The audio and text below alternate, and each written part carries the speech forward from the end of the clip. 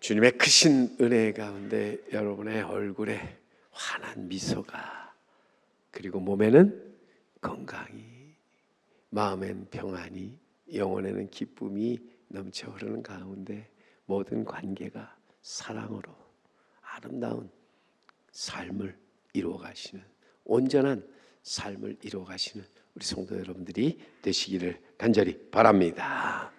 우리 교회가 앞으로 더욱더 할렐루야와 아멘의 소리가 크게 넘쳐나는 교회가 되기를 간절히 소망합니다.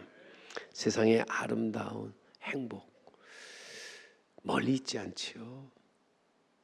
참된 행복, 내 마음, 내 가정, 내 교회, 내 삶의 터전에 사랑, 평화, 그리고 기쁨, 감사가 넘쳐 흐를 때 그것이 진정한 행복이랍니다. 그래서 우리 복음성가에도 주님의 자녀로 살아가는 것, 이것이 행복이다. 주님의 자녀로서 우리 주님과 함께 살아가는 그곳이 아름다운 에덴 동산이며 천국인 줄 믿습니다. 로마서 14장에 가보면 17절에 거기에 하나님의 나라는 먹는 것과 마시는 것이 아니요 오직 성령 안에 있는 의와 평강과 희락이라 하였습니다. 그러면서 말하기를 이 하나님의 나라 이루기 위해서 화평의 일과 서로 덕을 세우는 일에 힘써야 한다. 하나님의 나라를 이루기 위해서 우리는 화평의 일과 서로 덕을 세우는 일에 힘써야 한다. 이 두 가지 일, 화평의 일과 서로 덕을 세우는 일, 하나님 나라의 의와 평강과 희락을 이루는 데 있어서 가장 필수적인 요소죠. 우리는 개인적인 신념이나 행위로 인해 공동체의 평화가 깨지거나 다른 성도에게 상처를 주는 일이 없도록 해야 한다. 서로의 약함과 차이를 존중히 여기고 배려하는 태도로서 하나님을 기쁘시게 또 사람을 행복하게 세상을 아름답게 만들어 가야 한다는 것이지요. 그런데 안타깝게도 오늘 우리 현실을 보면 집은 있지만 가정이 없습니다. 식구는 있는데 가족이 없고 말은 있지만 대화가 없는 세상이 되어 가고 있다고 하는 거예요. 먹을 것 마실 것이 없어서가 아닙니다. 입을 것이 부족해서가 아닙니다. 우리가 힘써 화평의 일과 서로 덕을 세우는 일에 있어서 게으르고 또 부족하기 때문이지요. 하나님이 천지를 창조하실 때 모든 것이 보기에 좋았죠. 하나님이 지은 에덴 동산은 믿음과 사랑 그리고 평화가 있었습니다. 근데 문제는 죄가 들어오면서부터 이 믿음, 사랑, 평화, 금이 가기 시작한 겁니다. 그러면서 점점 그 금이 벌어지면서 틈 속에 모든 것들이 끼어들면서 더욱더 사람은 불행한 삶을 살게 되었다는 거죠. 여러분, 이런 우화가 있습니다. 하나님께서 우주 만물을 창조하시기 직전에 먼저 천사들을 창조하시고 이제는 그 천사들과 대화를 나누는데 하나님께서 첫 번째 천사인 의의 천사라고 하는 그 천사를 불러서 말씀합니다. 내가 세상을 창조하고 이 세상에서 가장 으뜸이 되는 피조물로 인간을 창조하려고 하는데 어떻게 생각하느냐. 의의 천사가 말합니다. 하나님, 인간을 창조하지 마십시오. 그 인간들은 곧 온갖 불의로 이 세상을 더럽힐 것입니다. 두 번째 천사가 말하는데 빛의 천사는 같은 질문을 받자 하나님 또한 절대로 인간을 창조하셔는 안 됩니다. 인간들은 이 세상을 곧 어둠으로 만들고 말 것입니다. 세 번째 천사인 거룩의 천사에게 똑같은 질문을 하였지만 역시 마찬가지로 대답합니다. 하나님, 인간을 창조하셔는 안 됩니다. 그 인간들은 이 세상을 더러움과 추악함으로 가득 채워놓고 말 것입니다. 모든 천사들이 인간을 창조하면 안 된다 할 때 이제는 네 번째 천사인 긍휼의 천사를 불러서 질문을 하죠. 내가 인간을 창조하려고 하는데 어떻게 생각하느냐고. 긍휼의 천사는 이 다른 천사들과 전혀 다르게 대답을 합니다. 하나님, 인간을 창조하셔야 합니다. 하나님께서 인간을 창조하시면 이 세상은 불의하고 더러워지고 어둠에 잠길지도 모릅니다. 그러나 하나님, 이 불의와 더러움과 어둠 속에 있는 인간들에게 저는 기어이 그들을 사랑하시는 하나님의 사랑을 이야기할 것입니다. 그리고 그들이 새로워지고 하나님께서 기대하는 사람들이 되도록 그들을 하나님 앞으로 인도할 것입니다. 결국 하나님께서는 이 긍휼의 천사의 말을 듣고서 사람을 창조하셨다 하는 이야기인데요. 이 우화 속에서 우리가 믿는 하나님, 어떤 하나님입니까? 사랑과 긍휼의 하나님이시다. 이것을 분명히 우리에게 말씀해 주고 있죠. 사랑과 긍휼로 천지 만물과 사람을 창조하시 하나님께서 그의 변찮는 사랑으로 끝까지 모든 것을 사랑하시고, 또한 그 사랑의 하나님은 진정 이 땅에 평화를 원하시며 그 평화를 위해서 결코 포기하지 아니하신다 하는 것입니다. 저는 그래서 오늘 여러분, 우리가 이 땅에 살면서 우리가 가장 필요한 것은 바로 사랑과 평화. 사랑과 평화가 있는 것이 곧 하나님의 나라로서 우리는 하나님의 사랑을 통해 참된 평화인 샬롬을 누릴 뿐만 아니라 개인의 평화를 넘어 이웃과 창조 세계 전체의 올바른 관계를 통해 온전한 샬롬을 우리는 실천하게 된다 하는 것이죠. 오늘 이 자리에 있는 여러분에게 진정한 하나님의 평화, 참된 평화, 샬롬이 여러분과 함께 하시길 간절히 바랍니다. 로마서 5장에 보면은 우리가 아직 죄인 됐을 때 그리스도께서 우리를 위하여 죽으심으로 하나님께서 우리에 대한 자기의 사랑을 확증하셨느니라 말씀합니다. 우리가 죄로 인하여 하나님과 멀어지고 또 하나님을 떠나서 우리가 방황할 때 하나님의 아들 예수 그리스도께서 우리를 위해 이 땅에 오셔서 십자가 달려 죽으심으로 우리에 대한 크고 놀라운 사랑을 보여주셨죠.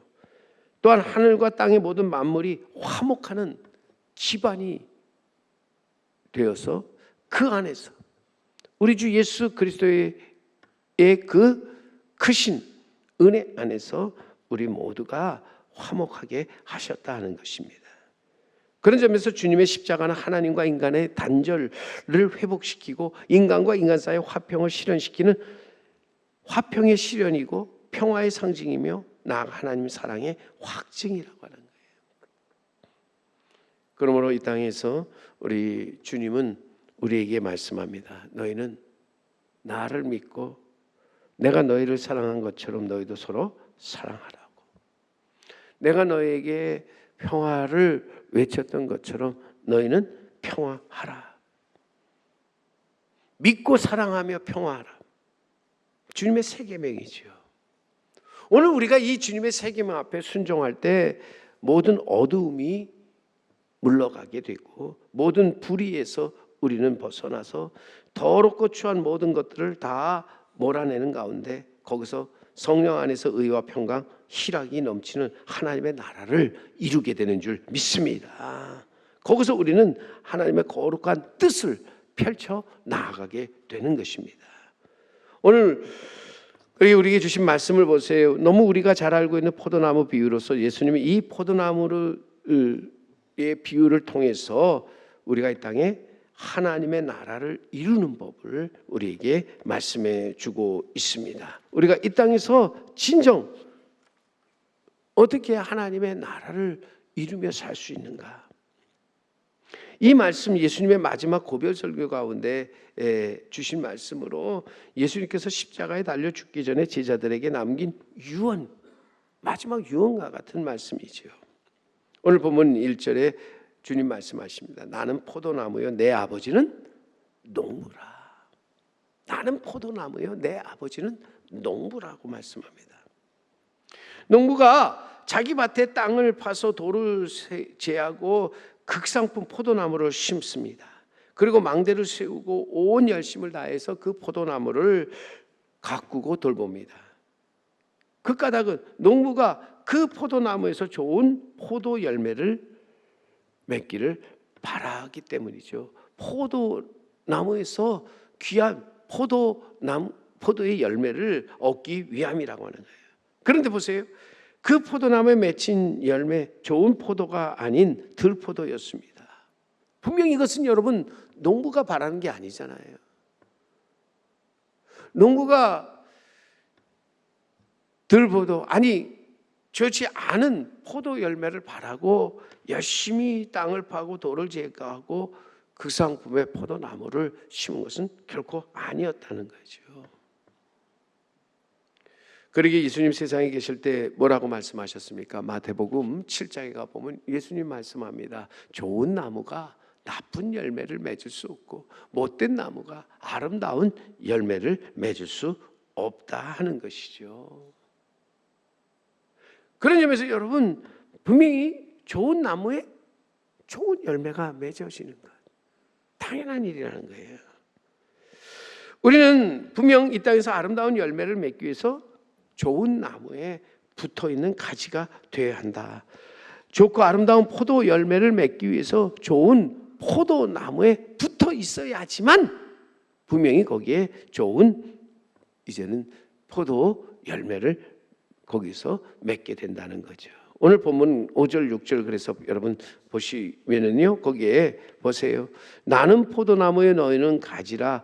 그가 내 안에 내가 그 안에 거하면 사람이 열매를 많이 맺나니 나를 떠나서는 너희가 아무것도 할 수 없습니다. 사람이 내 안에 거하지 아니하면 가지처럼 밖에 버려져 마르나니 사람들이 그것을 모아다 불에 던져 사르느니라. 교회 학교에서 선생님이 학생들에게 오늘의 이 말씀을 가지고 가르치면서 예수님은 포도나무고 우리는 가지입니다 그랬더니요, 한 학생이 그러면 우리는요 그 가지 끝에 있는 눈이네요. 어린 꼬마가 이제 성경에 예수님은 포도나무에 우리는 가지입니다 그랬더니 아이는, 우리 같은 꼬마 어린아이는 그 가지 끝에 있는 눈, 그래서 거기서부터 이제 모든 것들이 시작되는 것이라는 그런 말을 합니다. 참 요즘 아이들 보면 굉장히 연특하지요. 예. 어른들이 생각하는 것과 다른 쪽으로 이렇게 보면서 얘기를 한다는 거예요. 학교에서 선생님이 겨울 내내 꽁꽁 얼었던 얼음이 녹으면 무엇이 될까 물었습니다. 선생님이 이 질문을 한 것은 얼음이 녹으면 물이 된다 하는 그 답을 듣기를 원해서죠. 근데 한 아이가 큰 소리로 외칩니다. 선생님, 겨우 내내 꽁꽁 얼었던 얼음이 녹으면 봄이 됩니다. 선생님이 들으니까 맞잖아요. 얼음이 녹으면 물이 되지만 겨울에 꽁꽁 얼었던 그 얼음이 녹으면 봄이 되는 거예요. 우리가 가지든 아니면 가지 끝에 있는 눈이든 중요한 것은 우리에게 생명이 있으려면 우리는 나무에 붙어 있어야 한다 하는 것이죠. 나무 끝에 붙어 있지 않으면 우리는 결국 살 수 없다 하는 거죠. 오늘 말씀에 그래서 제일 많이 나오는 단어가 있는데 여러분 보시면은 제일 많이 나오는 단어 중에 하나가 거하라 하는 말씀이죠. 거하라는 말 헬라어 언어로 메노인데 뭐뭐 안에 머물러 있으라, 지속적으로 함께 있으라는 뜻으로 정지된 상태보다 계속해서 함께하는 동적인 상태를 의미하는 것입니다. 우리가 이 땅에서 참되고 아름다운 열매를 맺기 위해서는요, 그리스도 안에 거하면서 그의 생명과 연결되어 있어야 한다는 거죠. 가지가 나무를 떠나서는 결코 열매를 맺지 못한다는 거예요. 저는 농사를 지어본 적이 없습니다. 근데 농사를 짓는 사람이 때가 되면 하는 중요한 일이 있는데 그 중에 하나가 바로 가지치기라고 하는 거예요. 가지치기는 나무의 잔가지를 쳐내는 일로서 한자로 전정이라고 하는데, 나무는 자연적으로 바람에 가지가 꺾이거나 또 초식동물이나 해충 등에 의해서 가지가 꺾이고 이제 잃어버리게 됩니다. 그러나 농부들은 좋은 열매를 얻기 위해서 인위적으로 가지를 쳐내게 되는데 이것을 가지치기라고 말하죠. 가지치기를 하지 않은 나무는 오히려 가지치기를 한 나무보다 더 약해지는 경우가 많고, 또한 그 가지에 좋은 열매를 맺지 못하게 되기 때문에 결국 농부들은 과감하게 그 나무의 가지를 잘라 깨끗하게 하죠. 쓸데없거나 열매 맺지 못하는 가지를 잘라버리는 거예요. 여러분, 가지치기가 끝났을 때 둘로 나뉘어지잖아요. 나무에 끝까지 붙어있는 가지와 나무에서 잘려나간 가지. 자, 농부가 가지치기해서 그 농부의 손에서 이제는 잘려나간 가지를 보세요. 성경에 밖에 버려져 마르나니, 밖에 버려져 마를 수밖에 없죠. 사람들이 그것을 모아다가 불에 던져 사르느니라. 불쏘시개가 되고 마는 거예요. 하지만 여러분, 나무에 붙어있는 그 가지, 농부들의 계속적인 돌봄 속에서 결국 열매를 맺게 된다 하는 것입니다. 오늘 그러기에 우리는 귀한 열매를 맺기 위해서 참된 포도나무에 머물러 함께 해야 한다. 그 안에 거하면서 우리는 이제는 살아가는 자가 돼야 한다 하는 것입니다. 오늘 말씀합니다. 그래서 4절에, 우리 말씀 본문 4절에 내 안에 거하라. 주님의 말씀이죠. 나도 너희 안에 거하리라. 가지가 포도나무에 붙어 있지 아니하면 스스로 열매를 맺을 수 없음과 같이 너희도 내 안에 있지 아니하면 그러하리라. 내 안에 거하라. 내 안에 머물라. 내 안에 너희는 머물러 있으면서 내가 너희에게 주는 것을 받으라고 하는 거지요. 가지는 나무에서 수분과 양분을 공급받아 성장합니다. 그리고 꽃을 피우고 열매를 맺는 것이죠. 가지는 나무에 붙어 있어야만 사는 겁니다. 그렇지 않으면 말라 이제는 불에 던져지는 그러한 불쏘시개가 되고 마는 거죠. 오늘도 내 안에 거하라. 그러면서 내가 너에게 주는 것을 받으라 하는 말씀이죠. 내가 너에게 주는 그것을 받아서 나를 믿고 순종하며 삶의 주도권을 완전히 나에게 넘기라고 하는 거예요. 이는 예수님과의 지속적인 영적 교제를 하면서 예수님의 가르침을 따라 살아가는 것을 말하죠. 내 삶의 모든 주도권을 우리 주님께 넘겨드리고 그분과 동행하면서 그분의 인도하심을 따라 살아가는 것입니다. 이것이 한마디로 여러분, 주님 안에 거하는 삶이라고 하는 거예요. 오늘도 우리가 사랑과 평화를 이루기 위해서, 이 땅에서 우리가 이루는 삶을 살기 위해서 우리는 예수님 안에 거하는 자가 되어야 할 줄로 믿습니다. 예수님 안에 거하면서 예수님께서 내게 주시는 그 말씀과 예수님께서 약속하신 그 성령과 예수님께서 십자가에서 흘린 피가 내 안에 넘쳐나게 해야 된다.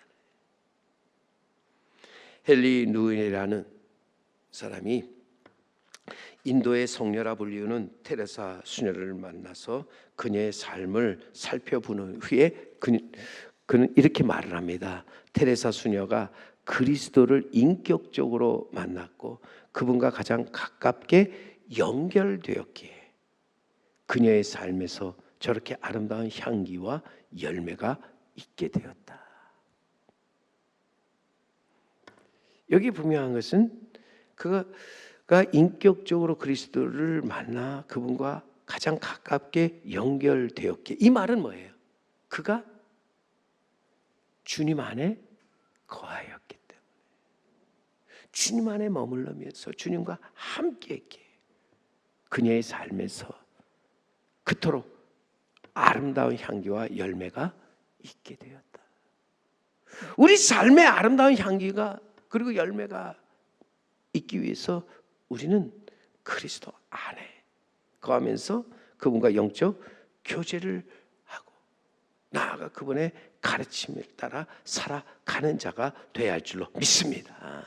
여러분, 포도나무가 줄기에 연결되어 수액과 진액을 받으며 자연스럽게 많은 포도송이를 맺히는 것처럼 우리도 그리스도와 연결되어 그분 안에 거하면서 그분의 성품, 그분의 인격, 그분의 사랑, 그분의 영성, 그분의 은혜가 가득한 그의 말씀이 우리 삶에 자연히 흘러 들어올 때 우리는 거기서 귀하고 아름다운 열매를 맺게 되는 줄 믿습니다. 어느 누구를 사랑하지 못해 괴로워합니까? 그를 억지로 사랑하려고 하지 말고 예수님을 먼저 사랑하세요. 예수님 안에 거하도록 하세요. 예수님 안에 거함으로써 그분의 생명, 그분의 용서, 그분의 사랑, 그분의 성품을 충만히 받게 되면 원수까지도 사랑하고 용서하게 되는 것입니다. 자신의 혈기가 많은 성격을 이기지 못해 고민하는 분이 계십니까? 내 힘으로 자신을 제어하려고 하지 말고요, 예수님의 사랑, 인내, 그의 생명으로 내 마음을 채우게 될 때 나 자신을 제어할 수 있는 능력이 위로부터 임하게 되는 줄 믿습니다. 우리가 전도하기 쉽지 않잖아요. 힘들잖아요.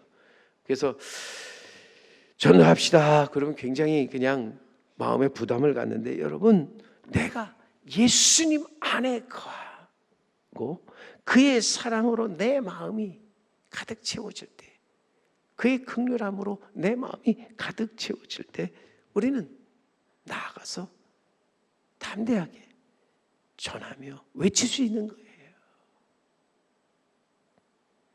우리가 용서하고 사랑하며 평화하며 담대하게 나아가 복음의 증인이 되기 위해서 먼저 내가 예수님 안에 거하면서 주님과 연합한 상태에서 주님이 또한 내게 주시는 걸 받아 그것이 내 안에 넘쳐 흐르도록 해야 한다는 거예요. 오늘 우리는 주님을 떠나서 아무것도 할 수 없습니다. 그러기에 우리는 주님 앞에 나아갈 때마다 주님 앞에 겸손하게 무릎을 꿇고, 주님, 내가 주님을 떠나서는 나는 아무것도 할 수 없는 사람입니다. 아무것도 아닌 존재입니다. 사랑할 수 없고 용서할 수 없고 평화할 수 없습니다. 그러기에 주님, 내가 주님 안에 거하고 주님이 내 안에 거하심으로 말미암아 모든 것을 이루게 하여 주시옵소서. 오늘 그러기에 우리는 무엇으로 살아가고 있는가? 나의 교양, 나의 인격, 나의 지식으로 살아가고 있습니까? 내 의지로 살아가고 있습니까? 다 헛되고 부질없는 일이지요. 나라는 인격과 지식, 교양, 의지 아무짝에 쓸모없는 것이 되어버립니다.